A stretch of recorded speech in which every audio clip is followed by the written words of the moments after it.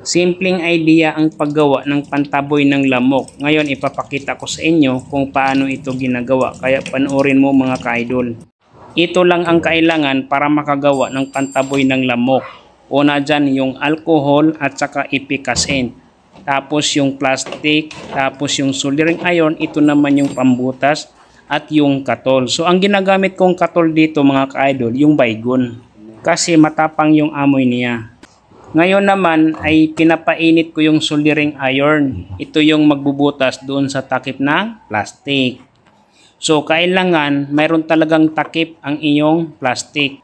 Ang purpose ng butas na yan, dyan lalabas yung aroma ng ilalagay natin dyan mamaya. Mamaya malalaman mo kung paano natin gagawin para yung aroma dyan lalabas sa maraming butas. So kailangan mo lang dyan ay damihan mo yung butas. The more na mas maraming aroma or amoy no na lalabas dyan. So ang ginagawa ko dito mga ka-idol, dalawang plastic lang. So depende sa inyo kung gaano karami, pwede naman damihan ninyo.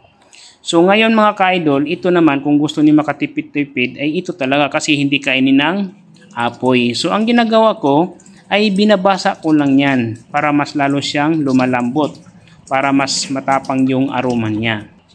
Tsaka pinuputol-putol ko na ito at nilagay ko sa plastic. Ang isang pirasong baygon na katol ay hinahati ko yan sa dalawang plastic. Kapag ganito ang ginagawa mo, yung isang baygon, kaya pa niyang abutin ng 2 linggo or 3 linggo. Kasi ang lumabas dyan yung aroma lang kasi hindi siya nasusunog. Yun ang kagandahan sa kanya kapag ganito ang style ang ginagawa mo. Pagkatapos kong pinuputol-putol ay nilagyan ko siya ng alcohol mga ka-idol.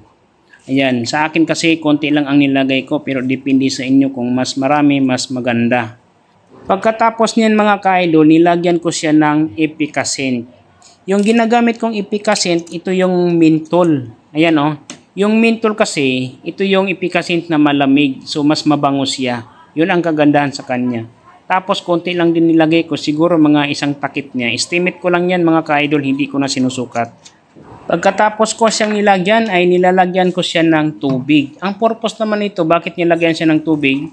Para hindi siya mabilis na matuyo. Alam mo naman yung alcohol, mabilis talaga siyang matuyo kapag nahanginan.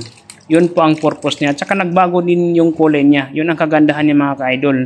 Ngayon pa lang habang binabasa ko siya ng tubig, lumabas talaga yung aroma niya or ito yung pabango. Pagkatapos niyan ay tinatakpan ko ito. Ito na yung takip na binubutasan ko kanina na sabi ko, dyan lalabas yung ano niya, aroma or pabango niya. Bakit mayroon siyang takip? Para hindi siya mabuhos. Kung mabuhos man ay konti lang din. Ayan mga ka-idol, importante pa rin na mayroon siyang takip.